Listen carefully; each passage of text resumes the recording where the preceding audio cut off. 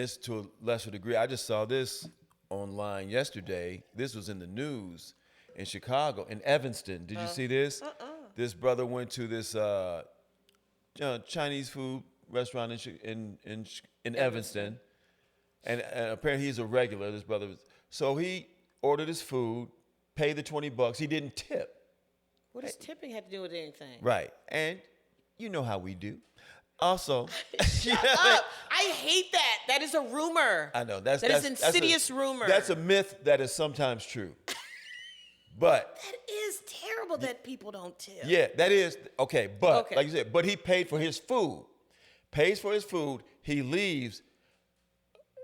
Chinese cat comes out because he didn't tip and chases him down, walks him down the street. You mother, cursing at him, cussing him out because he didn't tip. Yes. But it's a takeout Chinese place. Yes. It's not a restaurant. Yes. And they said this cat who had bought the food was a regular, and they said he always comes in and he never tips, but he pays for the food. So, but now it was a whole thing. It was on the news, and now the owner of the restaurant apologized to him and said he's going to he wants him to come back. He reached out to his brother because the cat that he cursed out is not talking to him, but he reached out to this cat's brother and said, I apologize. Send him some free food, which I don't know if I will, you know what I mean? Thanks for the apology, but I'll take that free food in cash. You know what I mean?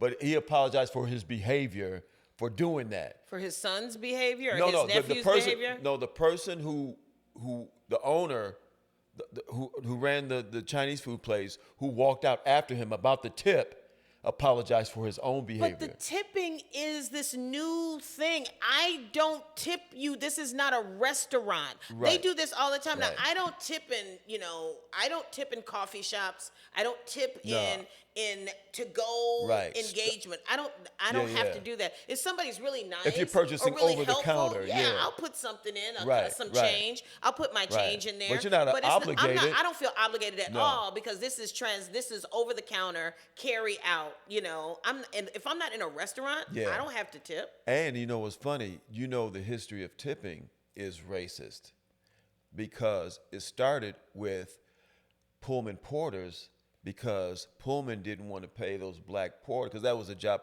that predominantly black people had, but they didn't want to pay them, so they left it incumbent upon the customers to give them money after their service, which became tipping. But then, of course, capitalists are like, wait, we can do this with everybody. That's one thing I don't understand, though. Maybe you can help me understand. Maybe you are our crack team. I don't have a problem with tipping, but I don't understand the system. Now, in Europe, like in France, they don't tip. Yeah, in Europe, they don't tip. No. But I don't understand the system so here's some place like, let's take, what's a famous restaurant here in Chicago, really popular? Oh, man. I was going to say Smith and Walensky's, but I want to say something else. Oh, that's good. Smith and Walensky's good. All it's right. a highfalutin steakhouse where you're going to walk out of there spending $300 as a couple. Mm-hmm. The drinks are like $15 to $20 depending on the drink that you buy, and so here's this very, very lucrative business that has convinced you as the server that you should live off of tips rather than them paying you. Right.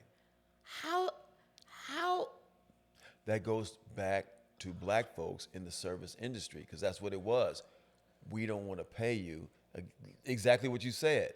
So we'll leave it upon the customers to supply your money. But there's a system. Why can't we just, the same way we raise the minimum wage, why can't we have a bill that makes restaurant owners responsible for paying their employees? Absolutely. It should be. Absolutely. A living wage. At the very least, minimum wage. Right. Yeah. Because it doesn't make any sense. But well, it does. Then you're not incumbent upon, somebody. So now what they're doing is they're putting the 18% or the 20% in the check. Yes. So certain restaurants do that. Yeah. We don't have to chase you down for a tip. It's already in there. There's some sushi spots that I go to. I'm sure. I mean, it's everywhere, but some sushi spots that I go to in New York, and the bill includes the tip. They ain't playing. They ain't taking no chances, you know. Have you ever been, I've seen this on Tickety Talk so many times, people having so many issues with large parties and sharing the bill? No. Like, they go out These to dinner. These are videos? Yes. They go out to dinner with like maybe 5, sometimes 10, which I think is crazy. 10 people? 10 people. They get the bill, say the bill's $1,000, and they're like, it was agreed upon, we're all just gonna split it evenly. And I'm like, okay. Now, I've done this before with my friends, but it's like real friendship, where I'm not gonna look over and see what you ate. You're not gonna look over and see what I ate. We've come together and we're gonna go out and we're gonna have dinner and we're gonna split the bill, right? Well, you had those kind of friends where you gonna split the bill. I had friends where we gonna get the bill and split. we gonna go check out the bathroom, see how big the window is. No, I'm sorry. But these people, they are really losing their minds. And I'm like, who